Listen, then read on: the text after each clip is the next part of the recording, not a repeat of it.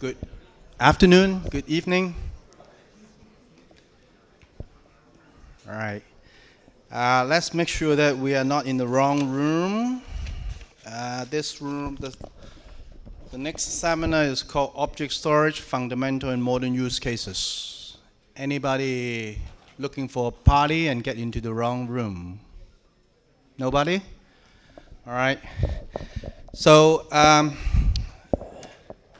let me introduce myself. My name is Raymond Lee. I was born in Hong Kong. I lived in Hong Kong all the time. I actually graduated in the Hong Kong Polytechnic. That wasn't a university back then, 30-something years ago. After that, I worked for a company called IBM. Somebody heard of IBM at all? No? Yes, hopefully. And then I worked for another company called Mircosystems, which does not exist anymore. Then I worked for, you know what OEM is? Like, I work for a company that manufactures hardware for others. So they do not sell the hardware themselves. They create, they design, they pass it over to big brand names like Mircosystems or IBM, right? So I worked for them for another 6 years, and now I'm working for a company called NetApp. NetApp. It was used to be called NetApp Appliance because we are very good at making appliances back then. That connects to the network. That's how the name came about. But we shorten it and call it NetApp right now. I've been working in this company right now. The current position is as a principal architect. As an architect in this type of company, we help design solutions. We look at our product, look at product that is available. We design a solution for customers, right? So that was me. But have you ever heard of NetApp at all? Probably not, right? Roughly about 30 years ago, 29 years ago, one of the founders was actually from Hong Kong. He was in the US, and together with a couple of others, they established this company. And back then, when we thought about storage, we think of hard drives. Do you know hard drives? You know, right? So in the past, it's really big, really huge, with very small capacity. But right now, it's like 3.5 inch, right? 2.5 inch, and you can have several terabytes, even tens of terabytes, right? And that was quite difficult until network appliance was established. So they make these appliances with hard drive in there with a network connectivity. So you basically all you need is an Ethernet cable, and then you can access the storage through those appliances. That's what we were, right?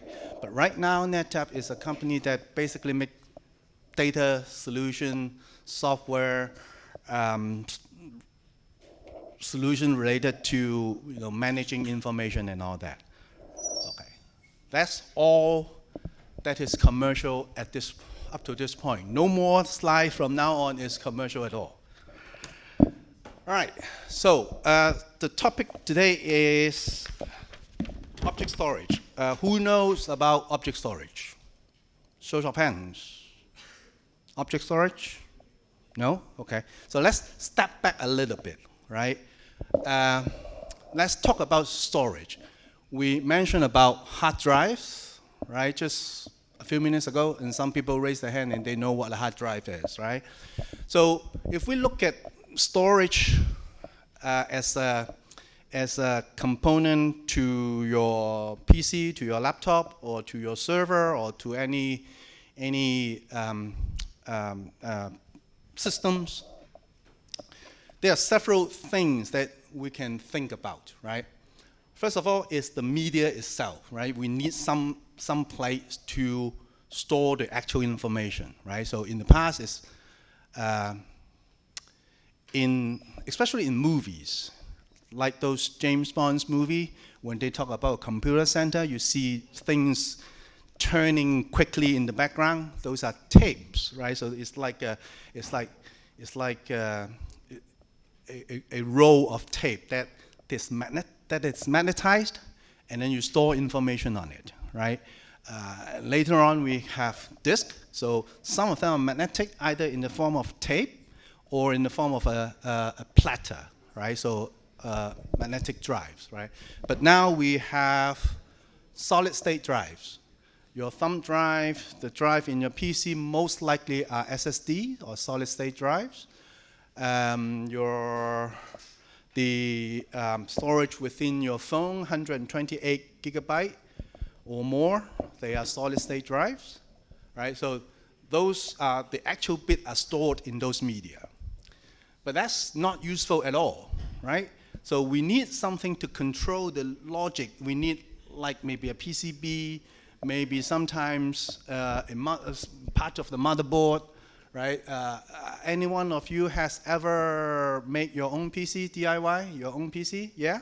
So in your motherboard, there are SATA ports, right? There might be 2, 3, 6, 10 SATA ports, right? And there are some logics behind those SATA ports to drive the hard drive, right? So we need some form of a controller. So those are small ones, right? In a PCB or as an adapter card. But there are bigger ones, like those that we used to, or NetApp used to manufacture and sell. So they are like a big box with quite a few circuit boards, right? And they are dedicated controllers. But their purpose is solely to control the drive that is attached to the box, right? And that is a little bit better, but still not very useful, because you don't deal with those. If you have a hard drive, you don't actually, write to the hard drive. You need something. You need a PC. You need a server. You need some other Linux server, a Windows server, right? And on the Linux server, on the Windows server, you have an OS. You have the operating system, either is it Windows 10 or Linux or Ubuntu or whatever, right? You need some form of basic software to drive the hardware underneath, right? So those are the OS, the operating system, and the driver, right? And on top of that, what do you have? On a PC, what do you see? When you are looking at files, when you're looking for your PowerPoint, where do you go? Where do you go to on your PC? You click Start, and then File Explorer, right? And then you see C drive, D drive, E drive, or maybe some home directory or whatever, right? What part of software is that? That's called the file system, right? It manages files, right? So it basically, you don't need to worry about the bits and bytes in the hard drive.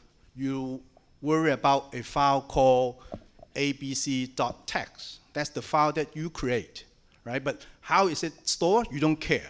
On which track, on which circuit, you don't care, because the OS, the controller, the media is going to take care of that. And on top of that, you put the file system there, and therefore you can see the C drive, D drive, and E drive, right?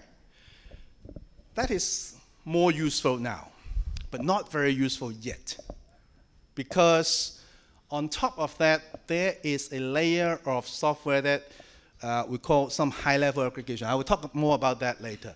But more useful to you is the actual PowerPoint application itself. You open up the PowerPoint application, you open up an Excel application, or some other application that you might have used in the past, right? So the application is those that is really useful to you, but the application will talk to the file system so that it know where to put a file or to read the file, and then the file system will talk to the OS, the driver, so that it will drive the actual physical hardware.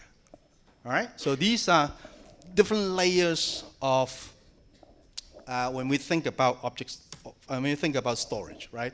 And more or less, you can now see that there's a boundary there. Above the line are the hardware, and below the line is the software, right? And What we're going to cover today is object storage. So first and foremost, object storage is a software. It's a piece of software that sits above the file system, right?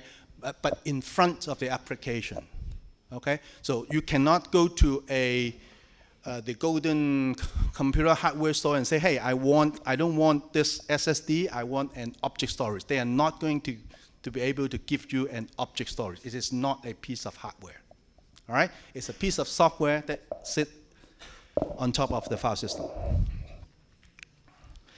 So we say it is a kind of high-level aggregation. Why do we need that? Why do we need that? Any reason that you can think of? Let's look at the file system. So this high-level aggregation sits on top of the file system.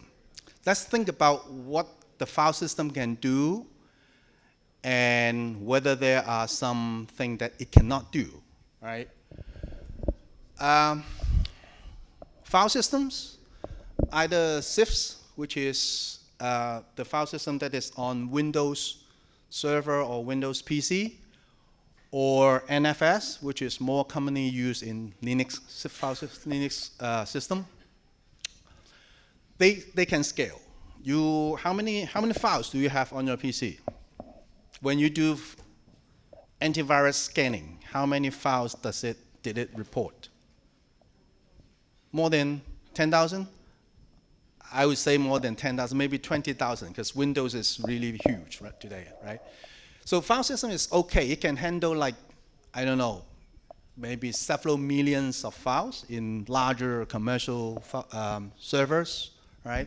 But when we are dealing with, sometimes when we are dealing with even more information, like, for example, if, the government is going to establish some medical record for all of us, right? So there are 8 million people in Hong Kong. And how often do you go to see a doctor every year? Let's say 2 times, some more, some less frequently, right? And then in every visit to the doctor there, how many data points are there when you go to when you are seeing a doctor? The doctor would see your name, age, sex, what else? The body temperature at that day. If there's an X-ray, maybe there's an X-ray scan, and some other information. Let's say on average, 10, 15 data points, right? So you 10 times 2 times a year times 8 million people times the number of years that you are going to survive. That's a lot of data. Do the maths. That's somewhere around 1 billion.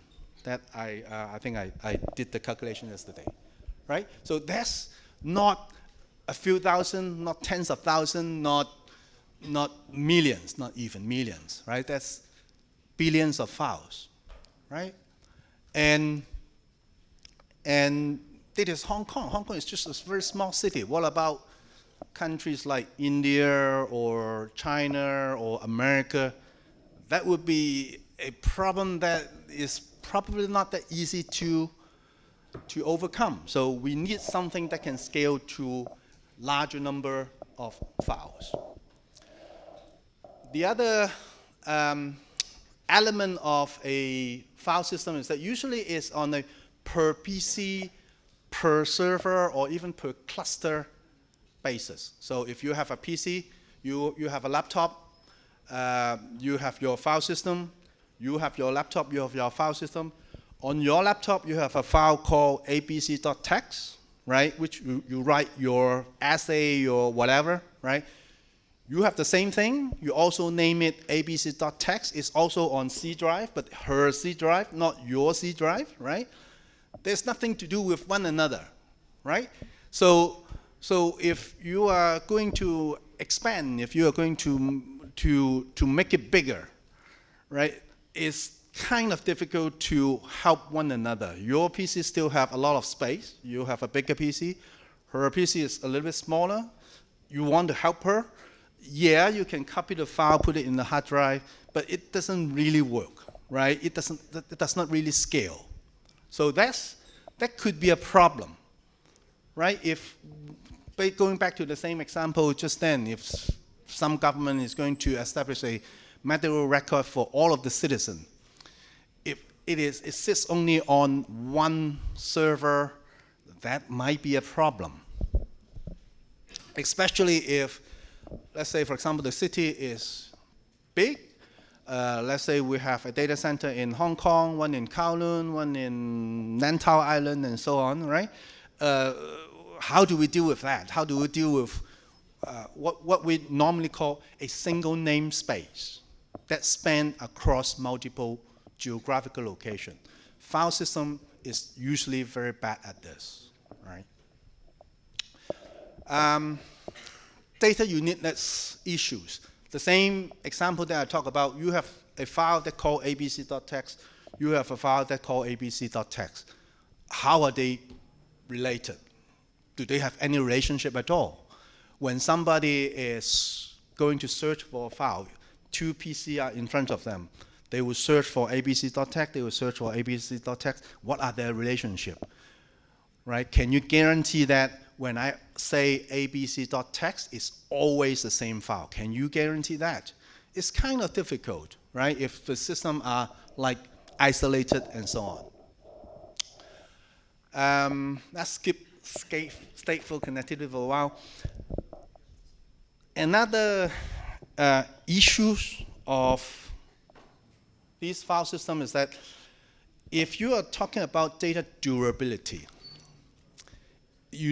normally you need some extra software to do that. What is data durability? What is durability? What is the durability of your phone? How durable it is, right? Does it last a year, or 2, or 3, or 5, right? That's durability. Thinking about the example that I just mentioned, the medical record of you that the hospital is keeping, how durable do you want that data to be? Is it a year, or 2, or 3? No, you want it there forever, almost forever, right? Like, for example, in the US, they actually have a law that says all medical record has to be kept 7 years after the patient passed away. So if you go to see a doctor when you are 20, and on average, we live up to what, 80, 90? So that's 70 years plus 7. So it's almost like forever, right? So you want the data to be as durable as that, at least, right? And I don't know, in the future, maybe we live past 100 years of age or even more. So durability is very important. So if you have data that needs to be durable, you want it to be protected. You want it to live a very long life, right? Normally, if you have just a file system, just the file explorer that you see, the C drive, D drive that you see, will it live this long? I think many of you are old enough to own more than one PC. Do you? Right? So when you have some very important files on your old PC, be it the photos that you have taken, or games progress that you have saved, how do you make sure that it goes to the next PC, right? And then even if you move it to the next PC, how long do you think it will stay there for? Another 2 years, maybe 3 years? So think about 80 years. How many times do you need to change hardware? So therefore, we need something that can help us with that, right? Most file system has limited metadata for rich and precise data handling. What is metadata? What is metadata? Data about data, right? So, for example, if the same example, the file is called abc.txt, right? If you look at the file name, if you do not open the file, if you do not use WordPad or Word to open up the file, what do you know about the file?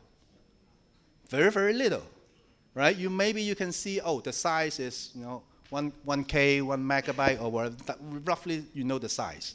That's all, right? You don't know anything about what's inside the file at all, right? Maybe you would know that the creator of this file is in a hurry. Therefore, it call it abc.txt. That's all you know, right? So imagine when I'm looking for the files for PowerPoint, or when I was creating the PowerPoint for this presentation, will I say abc.ppt? Probably not. I would say CTU seminar.ppt, right? So that's a little bit of metadata, something about the file. So I look at the file name, I roughly know what it is. But maybe I have made quite a few revisions, right? I started writing this, I don't know, 2-3 months ago, right?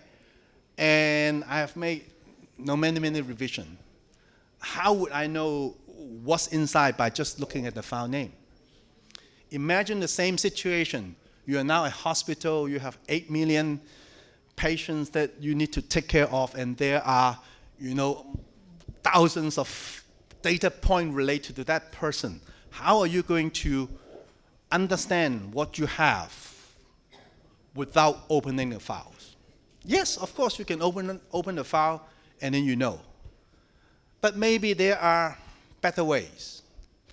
I was early, and there's a bookshop like on the other side, right?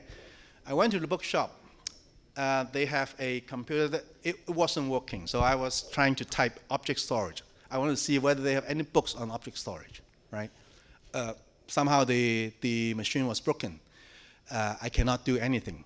So what can I do at that point if I want to find a book that is related to object storage? I either ask the staff, right? Or I go to each of the shelf and look at the books, right? I look at the books, look at the name of the book, right? Maybe I will even have to open up the book to scan through it before I know which book I should be looking for. But that's not a very effective way, especially when you have billions of files. So a better mechanism is to put text against text, like a tag against the data file, right? Like in the library, you have catalog. So when you search for a book that you want, you look at the catalog. The catalog will say this category that's related to computer, that is related to mathematics, who's the author, which year was it published, how many pages, what type of books are they? Are they DIY type of books, or are they, theory type of book, and so on and so forth, right? So these are all metadata about the books. You don't have to open the books. You look at the catalog. You understand what book you are looking for, right? So when you are dealing with a very large quantity of data, you want to make use of metadata, right? You want a system that is capable of attaching metadata to the files that you store, right? One of my customers is a semiconductor manufacturer in Taiwan. So they have what they call a smart factory. So the factory has a lot of different sensors, basically, right? So they will have, you can imagine in a factory there will be rows and rows of machines, and in the machines there will be like, I don't know, temperature sensor, speed sensor, maybe camera here, camera there, right? Maybe 10, 20 different sensors per machine, and then they will have hundreds of them, right?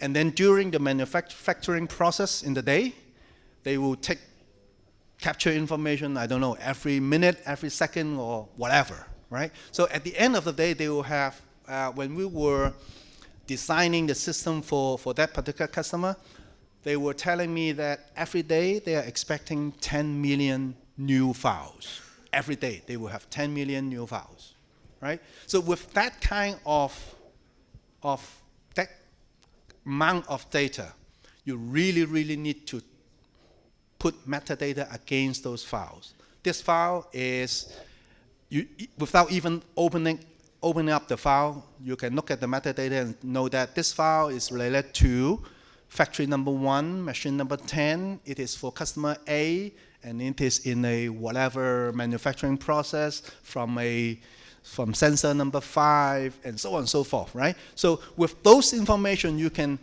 do a search, you can do a query before you actually deal with the data itself, all right? So we want that. Now, that was what we consider as the shortcoming of normal file system, right? We are here to talk about object storage, and of course, object storage is going to help you with many of these issues. Object storage usually, so we have a product that is an object storage. There are quite a few other vendors that do the same, right? But they all have these common characteristics. They are usually capable of scaling to hundreds of billions of objects. So it's not thousands, not tens of thousands, not millions, not tens of millions. It's billions and hundreds of billions. So the issue that we talk about is going to be okay. And they will all live in a single namespace. So meaning within this object storage, within the boundary of this object storage, whenever you have a file, you call it abc.txt, it's always the same file. Okay? You don't have two files having the same name. You do not have that, basically. Object storage usually has a scale-out architecture, node-based. That means you can think of each node as a server. So if you have you ever seen a server before? So you have PC, but you have seen a desktop PC, right? A server is kind of similar to that, except that it is most likely rack mounted, right, on the rack, right? And a node normally, physically, is like a server, and you can have many of them, right? For example, the one that we offer, we allow as many as 200 nodes attached to form a single namespace, right? So therefore, you can scale. So you can start with, I don't know, maybe one or two or a few of these nodes, and then you can add as many as you like when you need to expand. It can scale to multiple geographic locations, right? So if data needs to be accessed in Hong Kong, in China, in Taiwan, in America, and wherever, right? As long as there is network connectivity, TCP/IP connectivity, then you're okay. Most object storage make use of Internet protocol, right? HTTP, HTTPS. I'm not going to go into details. Look it up in Wikipedia or whatever. HTTP is there you'll find a lot of information about that. The protocol is called S3. I'm going to talk more about S3 later on if we have time.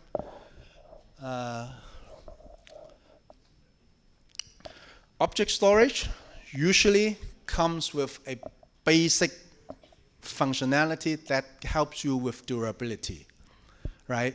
So you don't need extra software to help you keep the data durable. Most object storage will have very rich metadata functionality. You can add, yes? Eh? S3. Simple storage services. So it's a protocol that was created by Amazon. You know Amazon?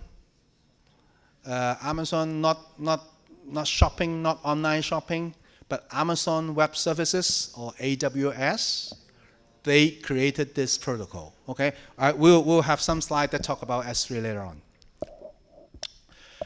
Most of these object storage will have very rich metadata functionality. We talk about metadata and the usefulness of metadata, right? So most object storage will have the capability for you to add text to it, search against the text, or change the text without changing the file, and so on.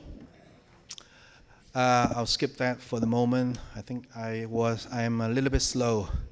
All right, so what are the components of an object storage? So we talk about, we mentioned that object storage are node-based, right? So you have start with one node, and then you can add 2, 3, 4, 5, and up to a few hundreds, right? So the first component is each of these nodes, right? Most of them, you can think of it as a server, right? Or a VM, or a virtual machine. What it does, it manages synchronization between these nodes, because you have so many of them, you make sure that they are synchronized. It manages inventory of the objects. You can read the text, right? Most likely there will be an admin console so that you can do some configuration, change the setting, create user, or things like that. And then, so those are the hardware, right? And then you need to put on top of it the software, right? Which is the object storage software that I talk about, right? So the software will handle the scale out time synchronization, because we have so many nodes. We want to make sure that when we talk about 00.00.00, everybody agrees the same time, right? So they need to do that. If you have multiple geographic location, when you do replication between these locations, so the software will have to take care of that.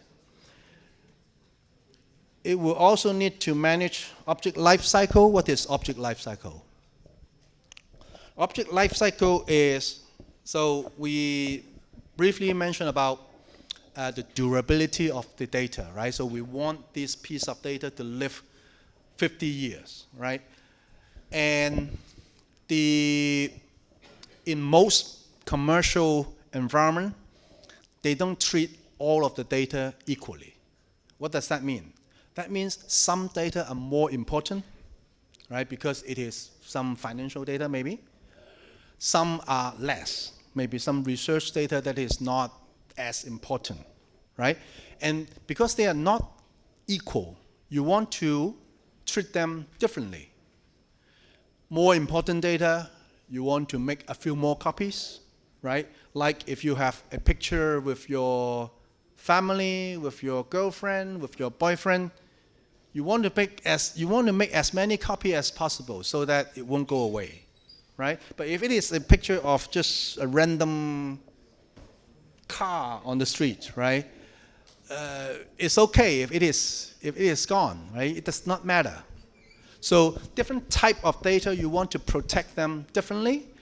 You want to keep them for a different period of time or different retention period, right? So that's what I refer to as life cycle. So most object storage will have the capability of defining the life cycle of each of the files. Okay, more component of the object storage. So those, we talk about the nodes, those hardware. We talk about the software.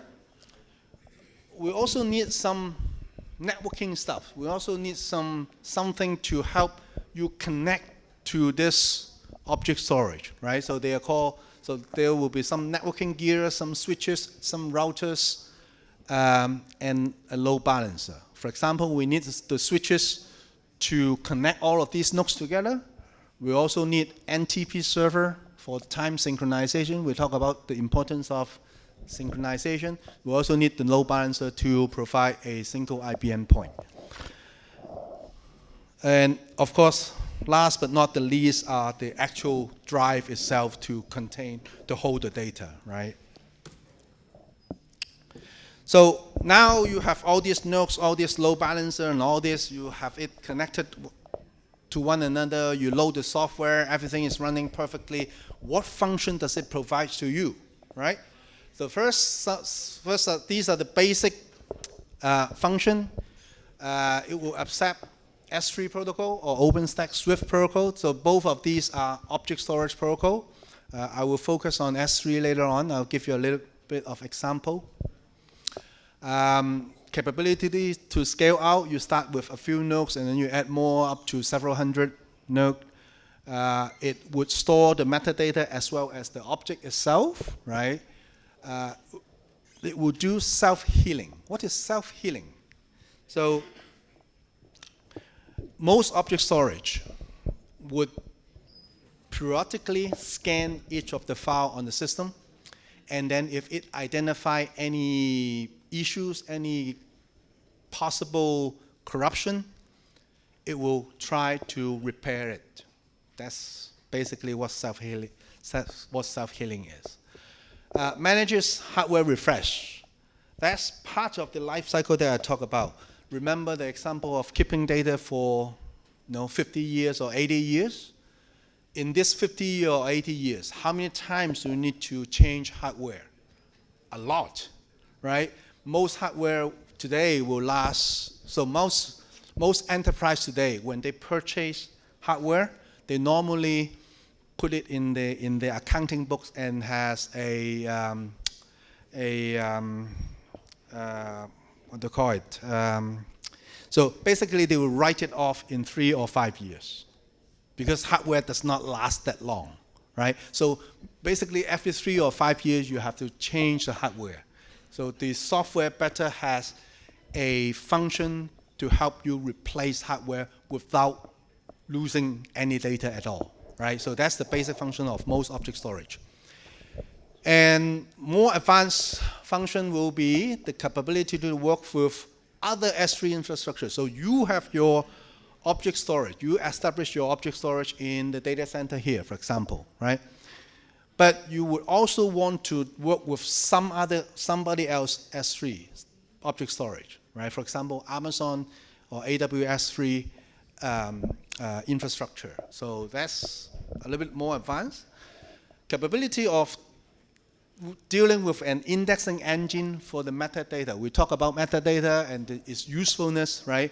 You want it to talk to an indexing engine so that you can do query, search, and so on, right? Yes?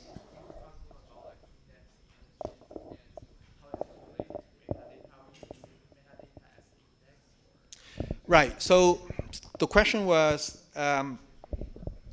what does metadata to do with index or indexing engine, right? So remember we talked about all those metadata, which is data about data, right? And now you have millions of them, billions of them, right? So when you have that many metadata and you want to find out which file is the file that you really need, the way to do so is to send those metadata into an indexing engine. An indexing engine, if you do a search later on, search for Elasticsearch. Elasticsearch is an open source software. Do that later on. And what it does is basically an indexing engine. So if you put all the metadata into Elasticsearch, then it will provide you with an interface where you can type your query. I want information about this field, which is the file name, and that starts with A. File size is 1 megabyte or above, and it has this metadata and that metadata and so on and so forth, right? So the indexing engine is for that purpose. Capability to manage object lifecycle, of course. So when would you consider using object storage? Like on your laptop, do you have object storage within your laptop? No, you don't, right? It has Windows, it has the file system, and that's all, right? So you don't need object storage, and you survive pretty okay. So consider object storage if there's a plan to get rid of tape infrastructure. What does that mean? Because object storage is capable of handling this many data, right? If in the past you have racks and racks of tape drive and tape library, and you want to get rid of that, yes?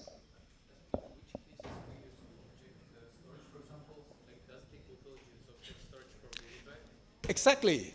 So the question is, does Google use object storage for Google Drive, right? Or what's it called today? Google Cloud? Exactly. Definitely. For example, Netflix. There are so many movies on Netflix. The storage behind Netflix is object storage. The storage behind iTunes is object storage. They may not be using ours, but it's most likely of an object storage architecture. Because, again, because of that many number of files that is involved. And also when you search, let's say YouTube, do you search for a file name on YouTube? Do you attempt to find out which server it is, which directory, and then which file? You don't do that. You search for cat.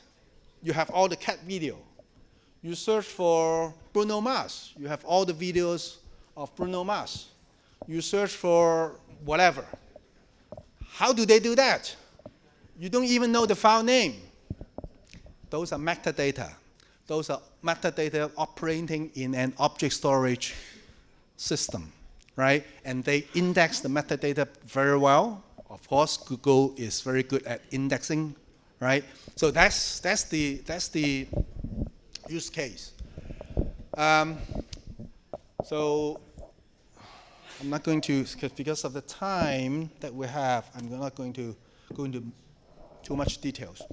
So the other aspect of it is that don't consider object storage if extreme RTO RPO is required. What is RTO RPO? Any computer major here? RTO RPO? No? RTO is recovery time objective. How much time do you need to recover some lost data? So if the data is lost, how much time do you need to recover it, right? If the picture of your cat is lost on your PC, how much time do you need to recover it? Maybe an hour, you go back home, go to your home PC, and then restore the file, right? RPO, recovery point objective. How much data loss can you sustain? How much data loss can you afford? So let's say you are constantly taking pictures of cats, right? And maybe you tell yourself, okay, I should protect my data, and my recovery point objective is 1 day. That means I can lose up to 1 day worth of cat photo, and I'm okay, right? Maybe somebody else is more, they like cat more. So they would say only 1 hour, right? And so on and so forth, right? And in a business environment, sometimes they would say, I want 0 RTO, I want 0 RPO. What does that mean? That means they don't want any data loss at all, okay? So in that case, don't use object storage, because object storage is not designed for that, okay?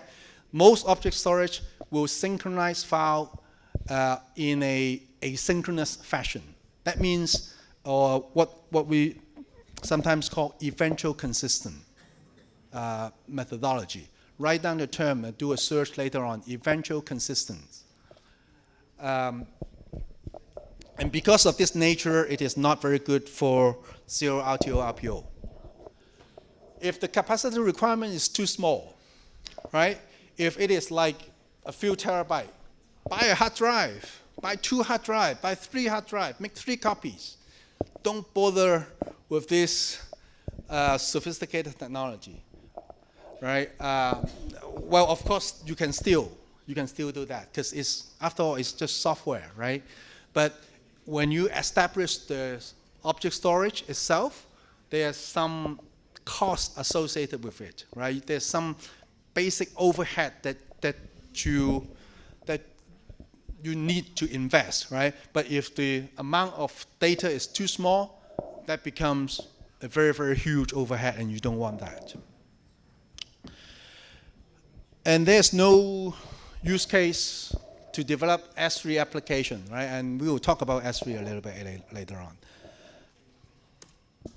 So in real life, when I talk to my customer, so these are the major application that they would use. For example, they would use object storage as a backup and archive target, right?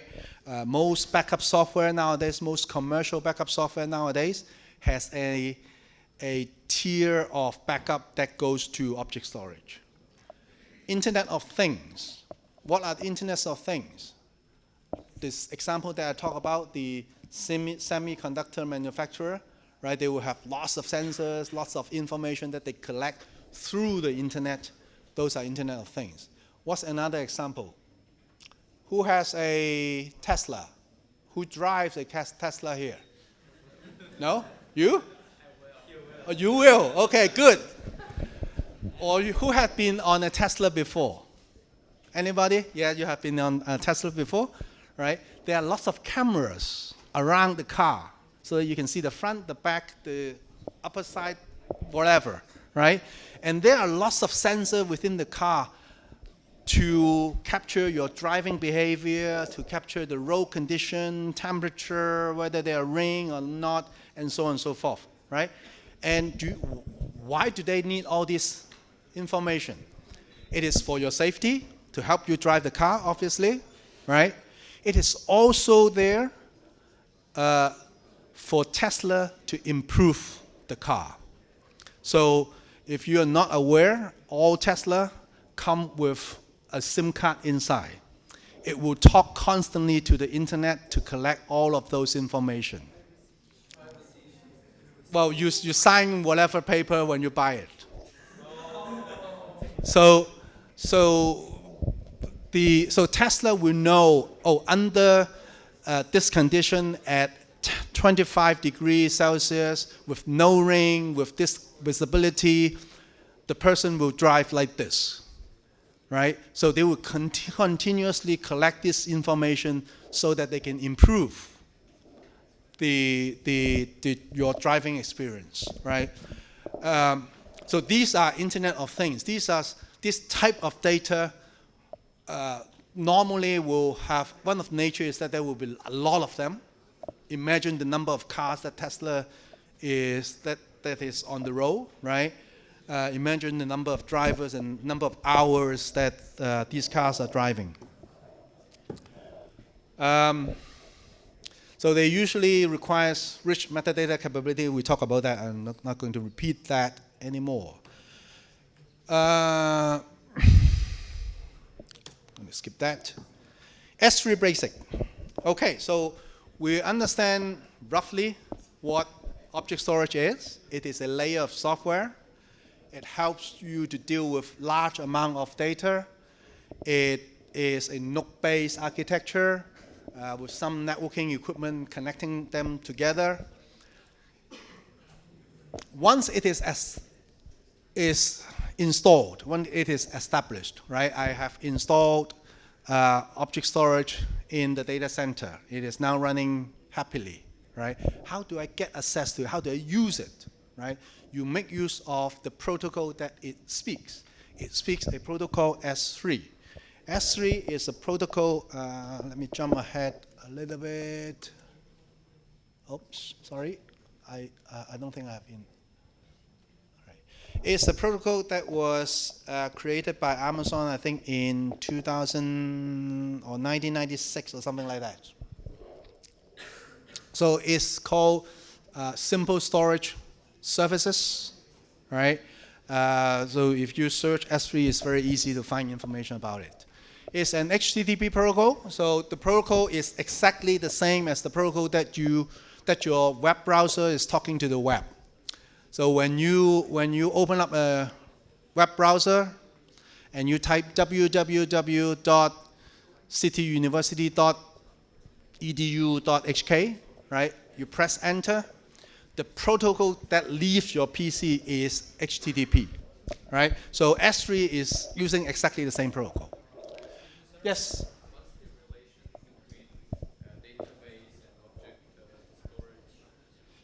Database and object storage. So database is traditionally structured data. What is structured data? You have rows and columns. These are structured data. Look at your spreadsheet. You have rows, you have column, right? So you're basically very well defined. You want to look up which row, which refers to maybe the name of a person, and then which column, which refers to his age, name, address, and so on, right? Those are database. Object storage is normally unstructured, meaning like the example that we talk about, data that we collect from a car. It can be a video, it can be some temperature. It's basically totally unrelated, right? But they are a group of information that you want to put together, right? S3 protocol, it has only a few commands. Put equals to write, get equals to read. But this command has a lot of parameters, right? I'll show you some example later on. AWS own and not an open standard. So S3 is one of the most popular object storage protocol in use today, but it is not an open standard. AWS or Amazon Web Services create this protocol. They own it. They can change it anytime. But they publish the standard. They publish the architecture, so we can leverage it and we can do something similar to it, and they are not going to sue us for that, right? Because they want people to adopt this protocol. But it's not a open standard. It's not an IEEE whatever standard, right? It is not. Every command is authenticated with SS key and secret SS key. So when you need to log on to the file server, I'm sure there might be some home drive that is provided to you by the university, right? So when you want to log on to that, you go to a certain server, and then you type your user ID, type your password, and then you're in, right?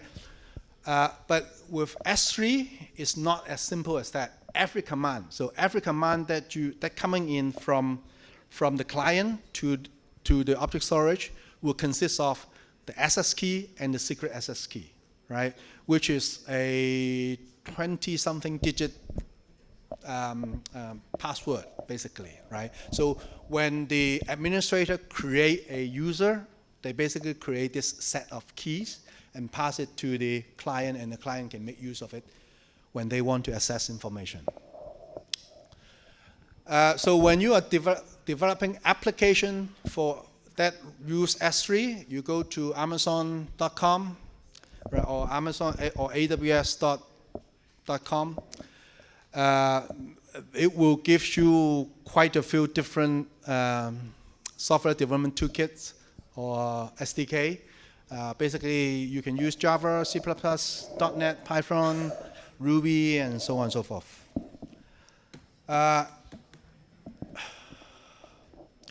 And you can also, apart from writing languages, you can also use a CLI or command line interface. So how do you access the data, right? Object storage, I should say all object storage, when you want to address a piece of information, there are two parts of it. The first part is called the container or bucket. So for example, in this example, the bucket is called my bucket, and then the name of the file is called /photos/daisy.jpg, right? So that's the file name. That's the object. We call it object key, right? So remember the earlier example, we talk about a file called abc.txt, right? So most likely it will exist as my bucket/abc.txt, right? Within one object storage, whenever you refer to my bucket/abc.txt, it will always be exactly the same file. There will be no duplicate, right? There will be no duplicate at all. Even though you might have a billion files, 200 nodes that span across multiple geographical locations. Bucket is referred to the container sometimes. All right. So bucket is a logical grouping. So you basically, if you open it up, you do not actually see a bucket. Okay, just to be clear. It's just like a grouping of files so that you can refer to it more easily. All right. We have 15 more minutes. I'd like to pause here and address any question that you might have before I dive a little bit deeper. And I'm sure once I open up that slide, some of you will go. Any questions about object storage? Did I confuse you more or give you a better picture of what object storage is? Yes, I'm going to talk about S3. It's something that might turn people off. Any questions? No? Okay. Okay. For example, on my computer, I have three structured folders. Mm-hmm. And for example, let's say there's a folder called courses, for example. And let's say that in that folder we have CS blah blah blah, CS blah blah blah Mm-hmm. folder. So how is this folder different from the bucket? Okay, so the question is, in normal file system, especially Windows file system or even Linux file system, you will have directories. And then you might have subdirectories. And then under the subdirectories, you might have files, right? How is it different from the concept of having a bucket? That's the question, right? So in S3, all the files are flat. So there's no directory structure. So in the example here,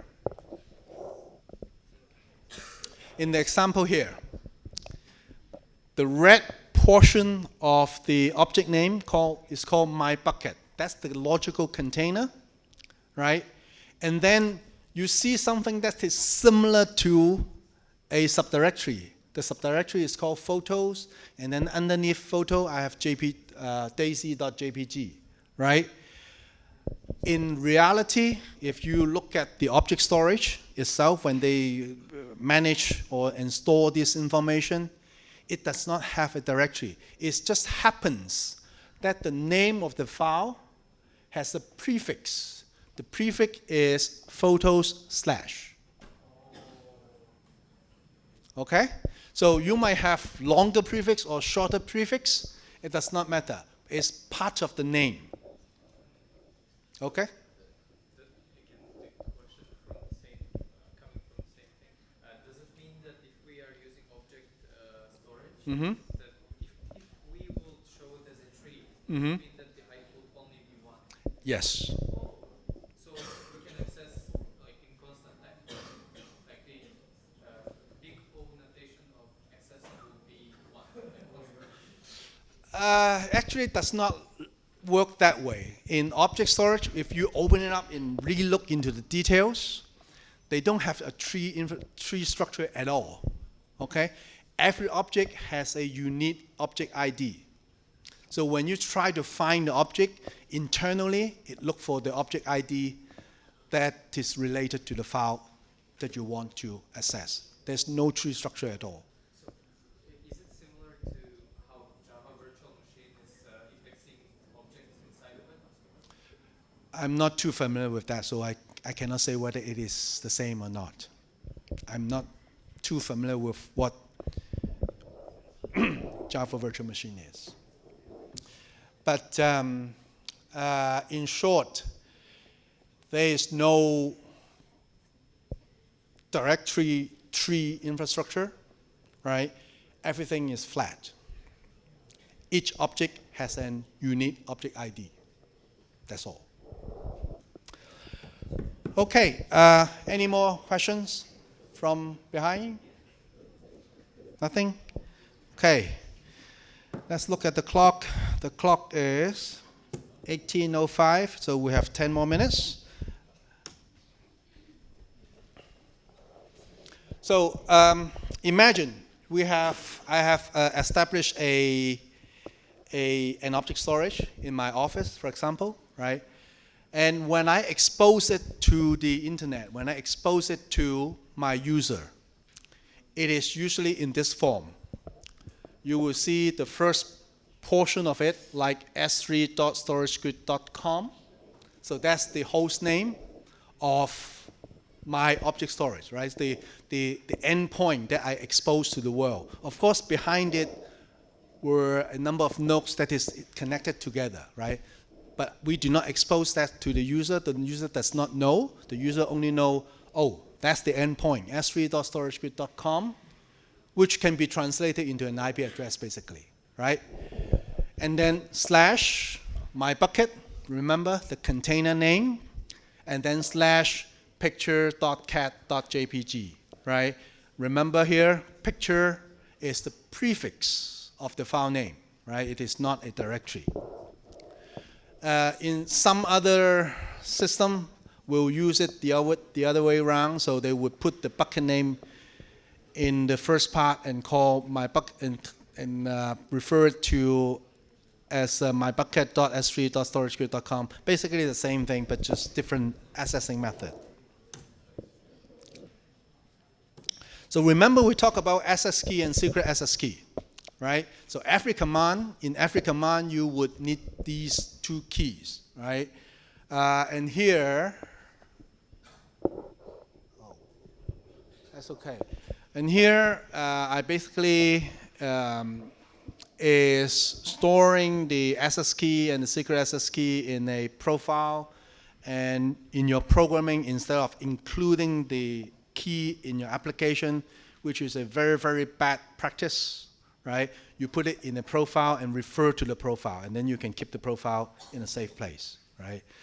If you browse the internet, if you look for application, some people would put the SS key and secret SS key in the application.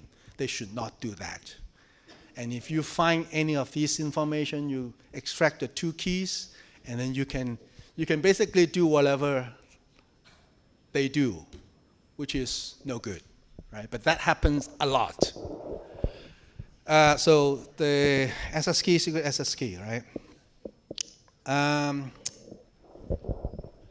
So this is an example using Python, I think. So you basically import a library. The library is called Boto3. So that's a library that you use if you want to make use of the S3 protocol, okay? And then you define the endpoint. Remember, in the first slide, we'd say the object storage is at this host, right? s3.storageGrid.com. So therefore, I define the endpoint as this, and then I point it to the profile. The profile name equals to inside profile, and looking at that profile, you can find the key and the SS and the secret SS key.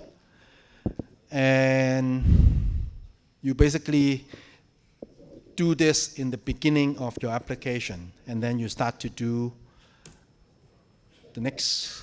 The next is to create a bucket, right? So these examples are Python example.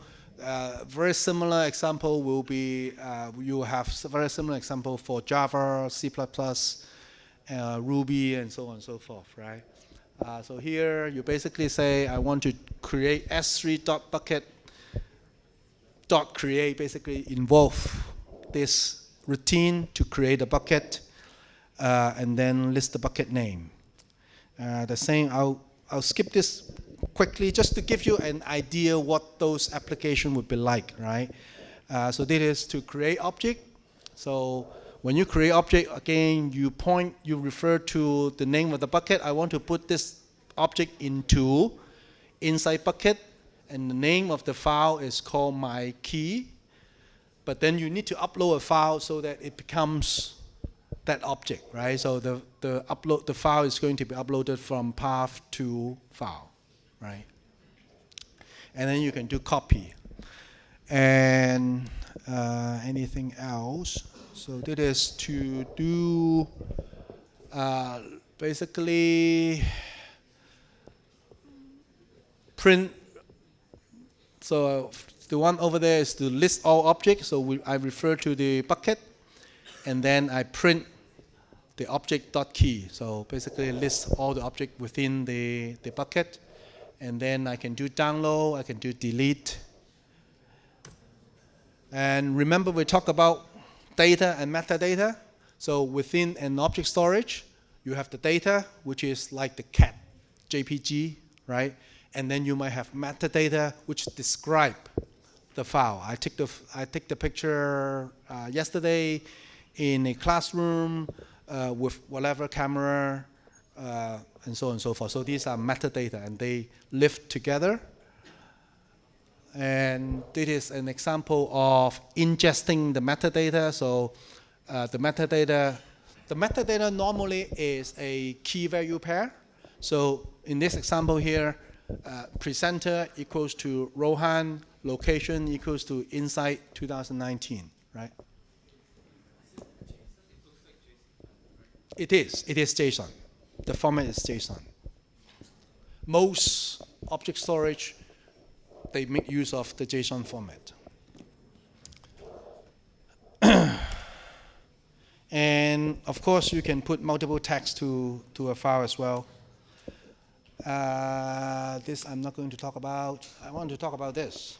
So most object storage will have a function called versioning. So if you have versioning turned on, you can have multiple versions of the same file.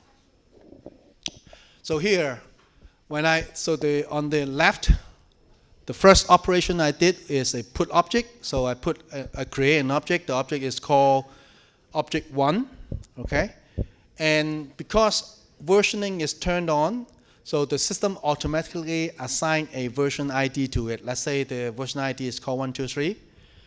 And then I did a delete object. Because versioning is turned on, when versioning is turned on, when you do a delete, it is not actually deleting the file. It just put there a delete marker. So when a delete marker is there, when you do a get, without specifying the version ID, the return, what it returns is say object deleted. No such object, because you did not specify the version ID. But if you know that versioning is turned on and you actually want to know the older version, you do a get, you specify the object name as well as the version ID. Then you go back to a certain version of that same object. All right? Yeah. So basically, that's versioning. Tenant. Okay. Most object storage are multiple tenant systems. What does that mean? That means you can create multiple users, or the term that they use is tenant. So each tenant will have their own sets of SS key and secret SS key, right? So I'm tenant number 1.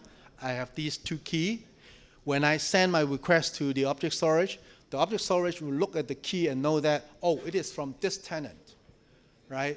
And there, if you are another tenant, you have another set of keys. And when you do the operation, you use your set of keys, and the system will know that it is from him, not from me. And if he is trying to access information that I created, it will be denied. It will automatically be denied. All right? So, but there are situations where we want to share information. So what I would do is I will go to the bucket and include something called bucket policy, basically saying that apart from myself, who else can come in and read the file or even write the file, right? So I'll specify that for tenant 2, I will have read-only authority to read the image bucket that is owned by tenant 1. Without that bucket policy, it will be denied automatically. All right, this is maybe a little bit too complicated. I'll skip that. I'll skip that too. I'll also skip this. I think that's about it. I think that's about it. Any question? Right on the spot. Any question? Yes? Yeah. Any internship opportunity? Yes. Yes, we're hiring. Trainee program for this kind of training in the US for 3 months training. I think it's going to happen in December. It's very good training for training. So we also have internship program. Let's see if you are interested. Connected to us. LinkedIn. Yeah. So look it up on internet, find NetApp, and then find the contact information, send us an email. One more thing. NetApp is the great interface to work with. Always. Right. Okay, any more questions? All right, if not, thank you very much. It's late. Thank you for staying up to this point. I hope you learned something.